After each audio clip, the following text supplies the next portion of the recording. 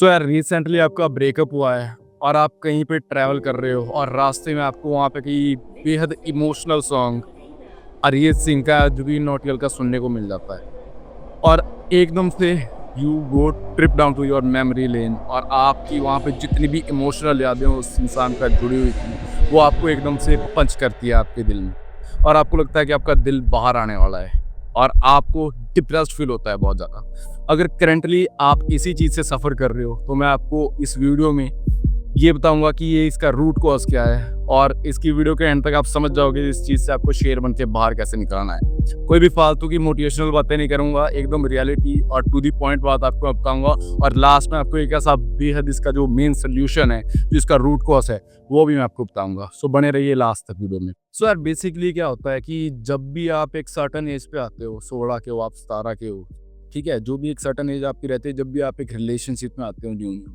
तो उस टाइम पे क्या होता है कि sky is blue, flowers are beautiful, ये सारी चीज़ें आपके साथ चल रही होती है ना, सब कुछ बहुत अच्छा अच्छा लग रहा होता है। आपको लगता है कि आपका इसी इंसान के साथ अंत है, इसी के साथ आपकी शादी होगी और ये सिर्फ आपके साथ में नहीं है, सभी के साथ में ऐसा होता है जो भी एक न्यू रिलेशनशिप में आता है। तो उसके बाद में क्या होता है, सडनली आपको एक रियलिटी हिट होती है जहाँ पे आपको डिटैचमेंट जैसा फील होता है या आपको लगता है कि वो इंसान मुझसे दूर जा रहा है ना।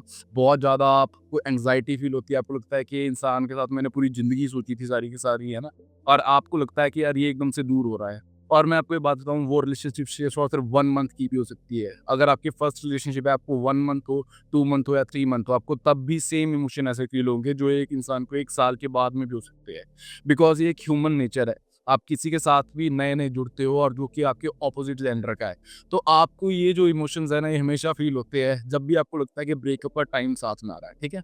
सो उसके बाद में क्या होता है कि आपका सडनली ब्रेकअप हो जाता है। रीज़न कुछ भी रह सकते हैं, सामने वाला कुछ भी आपको रीज़न दे सकता है, आपके कुछ अपने रीज़न्स रह सकते हैं, but in this particular scenario जो रीज़न्स है वो सामने की तरफ से थे। सामने वाले ने पर्सन ने, वो मेल है, फीमेल है, गर्लफ्रेंड है, बॉयफ्रेंड है आपका, डज़न्ट मैटर। उसने आपको एक पर्टिकुलर रीज़न दिया, उसके बाद में उसने आपसे ब्रेकअप कर लिया। तो यार उसके बाद बेसिकली क्या होता है कि एक जो नॉर्मल इंसान होता है, उसकी टेंडेंसी क्या रहती है, वो उसको सबसे पहले मनाना चाहता है कि मेरी ज़िंदगी से मत जा, मैं तेरे लिए ये कर दूँगा, मैं तेरे लिए वो कर दूँगा, है ना? बड़ी-बड़ी बातें होती है, जो भी आपने अपने जो लव्ड वन था आपका उस टाइम पे, उसके हाथ में की होगी, आपको ही पता होगा, ठीक है?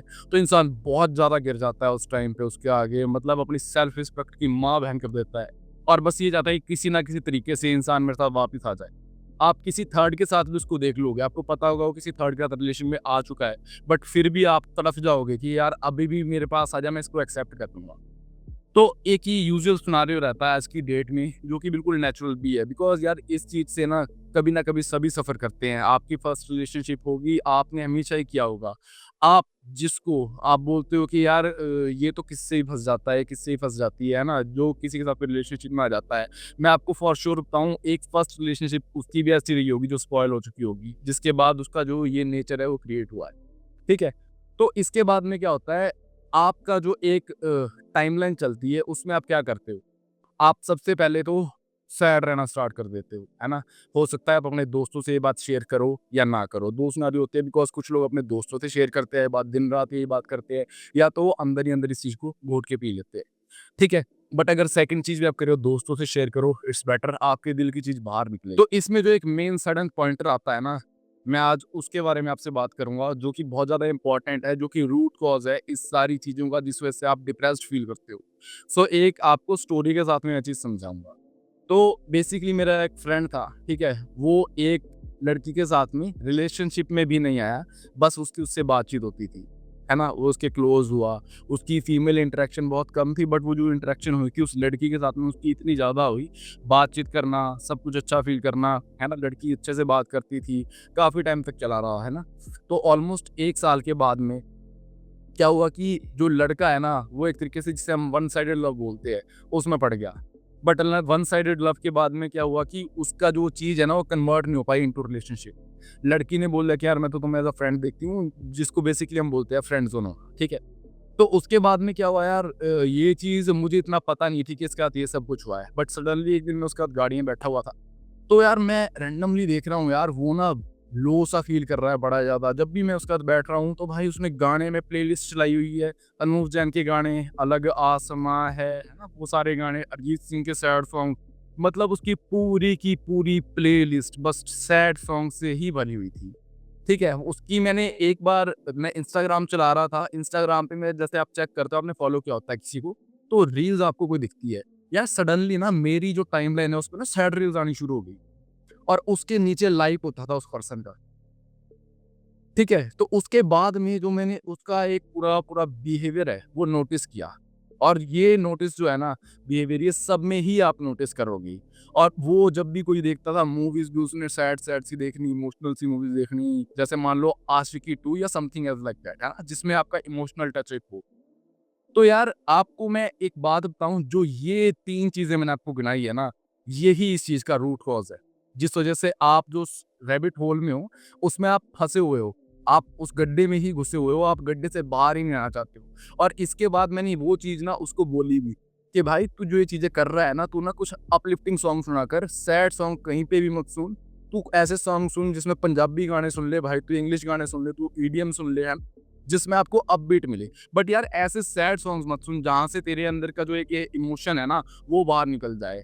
यार लोग रिलेशनशिप में होते हैं या वन साइडेड में होते हैं बट जो उनकी मेमोरीज जुड़ी होती है ना वो कहीं ना उस लिरिक्स पे फोकस करते हैं।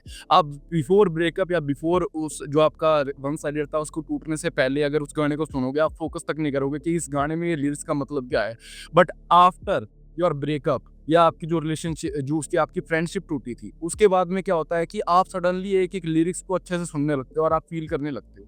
जिस वजह से बार-बार आपके जो इमोशंस होते हैं और मेमोरीज़ होती है आपके रिकर होती रहती है माइंड में और आप उसी के बारे में सोचते रहते हो। ठीक है?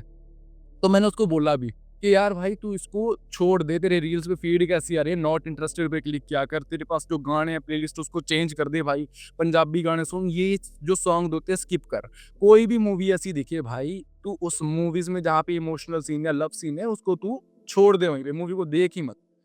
बट यार उसके बाद मैंने नोटिस किया गया 1-2 महीने बाद जब मैं फिर से मिला उससे, भाई वो सेम चीज़ रिपीट कर रहा था ऑन रिपीट और उसके अगर आप स्टेटस देखो स्टेटस में भी उसने हमेशा सैड उसमें उसने कोट्स डाले होने हैं ना और सारी चीजें यही सब फॉलो हो रही तो उसके बाद में क्या होता है ना मैंने जो ह्यूमन जो आपकी साइकोलॉजी होती है उसके बारे में मैंने एक और चीज नोटिस की है कि आप ना इन चीजों में ना सफरिंग में आप जो है ना एंजॉयमेंट ढूंढने लगते हो। आप कभी खुद भी देखना, आप कभी अकेले बैठे हो, आपका रिसेंटली ब्रेकअप हुआ है, आप उसके बारे में सोच भी नहीं रहे हो, आप यार रैंडमली चेक करोगे कि आप ना कान में ईयरफ़ोन लगाओगे या अपने कमरे में हो, आप नॉर्मल गाने लगाओगे, भाई सैड एस सॉन्ग्स चलाना शुरू कर दोगे या जो उस टाइम के आपके सॉन्ग्स की यादें थी ना फॉर एग्ज़ाम्पल आपने उस लड़की के साथ में वो गाना सुना था, आप उसको प्ले करोगे और वो सुनने लगोगे और वो सुनते-सुनते आप रोना शुरू कर दोगे, भाई आपको पता भी नहीं चलेगा। बट आप कुछ टाइम बाद नोटिस करोगे कि आप इस चीज़ को छोड़ ही नहीं पा रहे हो बिकॉज़ आप उस सफ़रिंग को एन्जॉय करने लगे हो। आप उस सफ़रिंग को एज़ अ एन्जॉयमेंट देखते हो। तो जो सबसे बड़ा रूट कॉज़ है इसका, यही है कि जो भी उस टाइम की आपकी अटैच्ड जितने भी सॉन्ग्स थे, मूवीज़ थी, कुछ भी थी, उन चीज़ों से दूर भागो। और अगर आपका ब्रेकअप हुआ है, तो भाई सबसे बड़ा जो आपका मेन रूट कॉज़ है, उसमें आपको फिक्स करना पड़ेगा कि आपकी जो प्लेलिस्ट है, आपके जो गाने आप सुन रहे हो और आप जो मूवीज़ देख रहे हो या आपके सामने जो रील्स आ रही है, उनको चेंज करो भाई। भाई या बहन जो भी ये देख रहा है, इसको आपको चेंज करना ही पड़ेगा बिकॉज़ जो सबसे मेजर रीज़न है ना, जिसका आपका पता ही नहीं है, जो सबकॉन्शियसली आपको हिट करता रहता है बार-बार, जिस वजह से आपको बार-बार वही ब्रेकअप की यादें आनी शुरू हो जाती है, यही होती है सबसे बड़ी वो चीज़। और मैं इसका एक और आपको प्रैक्टिकल एग्ज़ाम्पल देता हूँ। अगर आप 2000s किड्स हो या आप 95 के अराउंड भी बॉर्न हुए हो, मतलब जो एक आपने ब्लूटूथ सॉन्ग्स का अगर आपने दौर देखा है, तो आपने नोटिस किया होगा एक गाना आया था, तूने मेरे जाना कभी नहीं जाना, है ना? इश्क तेरा दर्द तेरा, है ना? ऐसा कुछ करके सॉन्ग था, गजेंद्र वर्मा का उस टाइम पे आया था। उसके अराउंड पे बड़ी स्टोरी रिज़ॉल्व हुई थी कि इसने अपनी गर्लफ्रेंड के लिए लिखा था और इसको कैंसर था, ये बाद में मर गया था। ऐसी-ऐसी बहुत सारी चीज़ें आई थी। एक था उसमें पता नहीं उसने गिटार तोड़ दिया था उसका, फिर उसने लास्ट सॉन्ग लिखा था, कुछ ऐसे करके उसके अराउंड स्टोरी थी। बट आपने एक चीज़ नोटिस की होगी भाई अगर उस टाइम पे आप ना एटलीस्ट 10 साल के भी थे, आपको पता भी नहीं कि प्यार क्या होता है, रिलेशनशिप क्या होती है। आपने कहीं न कहीं नोटिस किया होगा आपके फ़ोन में हमेशा वो गाना पड़ा रहता था और भाई आप उसमें वैसे ही फ़ील लेते रहते थे कि आपका पता नहीं सब कुछ दुनिया खत्म हो गया, सब कुछ टूट गया, पता नहीं कौन था तूने मेरे जाना, कौन आपका प्यार था, कौन आपको छोड़ के चला गया है। तो ऐसा क्यों है? उस टाइम पे था कि कोई ऐसा नहीं था कि आपकी कोई इमोशंस या मेमोरीज़ आपकी किसी के साथ जुड़ी हुई थी। मेन रीज़न क्या है कि आपको सफ़रिंग में मज़ा आता है और ये हर एक मतलब हर एक सिंगल जो आपका ह्यूमन है उसके अंदर ये फ़ीड होता ही है हमेशा। तो इन चीज़ों को आपको समझना पड़ेगा, उसके बाद ही इनसे आप बाहर निकल सकते हो। तो जो एक सबसे इसका मेन मैंने आपको कारण बता दिया है। 3 पॉइंट है। आपका जो सबसे पहले गाने हैं, या तो सैड सॉन्ग्स, और साथ ही साथ जो उस समय पे आप सॉन्ग सुनते थे, कोई भी सॉन्ग हो सकता है, अपलिफ्टिंग सॉन्ग भी हो सकता है, बट जब तक आप उसके साथ में थे, तब तक आप वो गाने सुनते थे। तो अगर आप दोबारा सुनोगे, वो अगेन आपको अटैच करेगी उन यादों से। और सेकंड थिंग, रील्स आज की डेट में बहुत सारी आती है। आज की ज़िंदगी में, आज की जनरेशन में प्यार नहीं मिलता है, ऐसे-ऐसे रील्स बहुत सारी आती है आपको इन्फ्लुएंस करने के लिए, जो आपको बिलीव करवाएगी कि आज की ज़िंदगी में आपको, आज की जनरेशन में प्यार बिल्कुल भी नहीं मिलेगा। उन रील्स के ऊपर आप क्लिक करना शुरू कर दो नॉट इंटरेस्टेड पे। And third thing, same with the movies. जो भी चीज़ आप कंज़्यूम कर रहे हो ना, उसमें से आप लव एंगल को हटा दो भाई। लव एंगल का मतलब क्या है? लव एंगल का मतलब है कि आप हमेशा लव को, जैसे हमारी जितनी भी मूवीज़ होती है, उसमें हमेशा रोमांटिसाइज़ किया जाता है। आपकी कोई, आप देखोगे, आपकी कोई एस्पियोनाज मूवी भी है ना, जिसमें सीक्रेट एजेंट होता है, सबसे पहले शुरुआत उसमें लव की होगी। कोई भी मूवी आप ले लो, हमेशा लव पे बहुत ज़्यादा खेलते हैं जो हमारे सिनेमा इंडस्ट्री वाले हैं, ठीक है? सभी खेलते हैं, बट हमारे जो बहुत ज़्यादा खेलते हैं, और साथ में साउथ के तमिल, तेलुगु मूवीज़ जो होती है, बहुत ज़्यादा इसके अराउंड खेलती है। तो भाई इन मूवीज़ को आप फ़िल्टर आउट करो, कोई मूवी देख रहे हो, आपको लग रहा है ना इसमें लव एंगल दिखा है, उसको छोड़ दो। एंड एक और चीज़, अगर आपने ये वीडियो पहले ही क्लिक कर लिया, अब तक आप किसी रिलेशनशिप में आए नहीं हो, या आपकी किसी से बातचीत हो रही है, तो भी आपको मैं एक और चीज़ बता दूँ, भाई ओवर फैंटेसाइज़ अपनी फ्रेंडशिप या रिलेशनशिप को करना खत्म कर दो। आपको 6 महीने नहीं हुए हैं और आप सोच रहे हो सालों, जन्मों-जन्मों के बाद, 7 जन्मों के बाद। That doesn't make sense.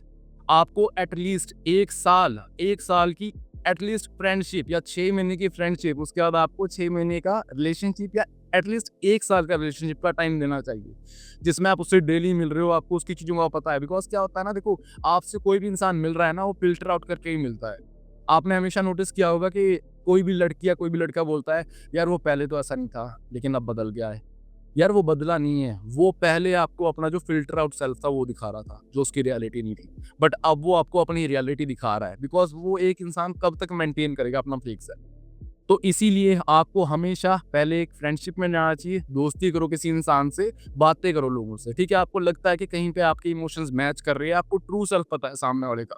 वो आपको हर एक चीज़ बताता है कि भाई मेरी इससे बात हो रही है, उससे हो रही है, मेरे को इसके साथ ऐसा फ़ील हो रहा है, वैसा हो रहा है। जब तक आप उसके अच्छे दोस्त ही नहीं हो, तो आप रिलेशनशिप कैसे सोच सकते हो?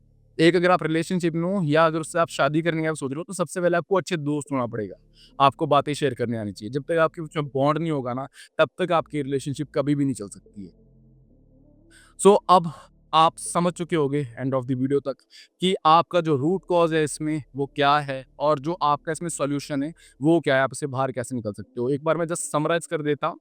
आपका इसमें जो रूट कॉज़ है, वो आपकी प्लेलिस्ट, आपके इंस्टाग्राम की फीड, और आपकी जो मूवीज़ आप कंज़्यूम कर रहे हो, और इसका जो सबसे बड़ा सॉल्यूशन है, इन तीनों को फ़िल्टर आउट करना है। ठीक है? तो अब आप इज़िली समझ चुके होंगे विद प्रैक्टिकल टर्म्स, और प्रैक्टिकल जो मैंने आपको बातें बताई है कि ये रूट कॉज़ क्या है और इसकी सॉल्यूशन क्या है। तो आपको अब आगे की तरफ बढ़ना है, पीछे की चीज़ें चली गई है भाई, वो किसी और के साथ जा चुकी है, जा चुका है, उसको भूल जाओ। बहुत बड़ी दुनिया है, नए लोगों से मिलो, जिम जाओ, लाइब्रेरी जाओ, किसी भी सोशल प्लेस में जाओ, नए लोगों से मिलो, बातचीत करना शुरू करो। आपको नहीं पता है कि आपके 5 फ्रेंड में से कौन एक फ्रेंड ऐसा निकले, जिसके साथ आप रिलेशनशिप जो है कुछ टाइम बाद शुरू हो जाए। सो इसी समरी के साथ में इस पूरी की पूरी टॉपिक की मैं अपनी वीडियो यहीं पे फिनिश करता हूँ। आई होप आपको इससे थोड़ी बहुत नॉलेज मिली होगी, और आपको हेल्प करेगा ज़रूर आपकी रिलेशनशिप से, जो आपकी टॉक्सिक रिलेशनशिप थी, आपका जो ब्रेकअप था, उससे बाहर निकलने में। और अगर आप न्यू रिलेशनशिप में जा रहे हो, तो उसमें आपको एंटर कैसे होना है, उसमें हेल्प करेगा आपको ये। ठीक है? So thank you so much for watching this video. अगर आपको वीडियो पसंद आई, लाइक कर सकते हो। आपके क्या थॉट्स हैं? आपको लगता है अगर मैंने जो बातें बोली है आप उससे कनेक्ट कर रहे हो, तो आप कमेंट डाउन कर सकते हो नीचे। मैं उसको बिल्कुल रीड करूँगा, एंड साथ में आप सब्सक्राइब कर सकते हो। ऐसे ही रखे हैं वीडियोज़, और ऐसे ही अपने ओपिनियंस हर एक टॉपिक पे आपके सामने लाता रहूँगा। Thanks for watching. Take care. Have a great day. Bye bye.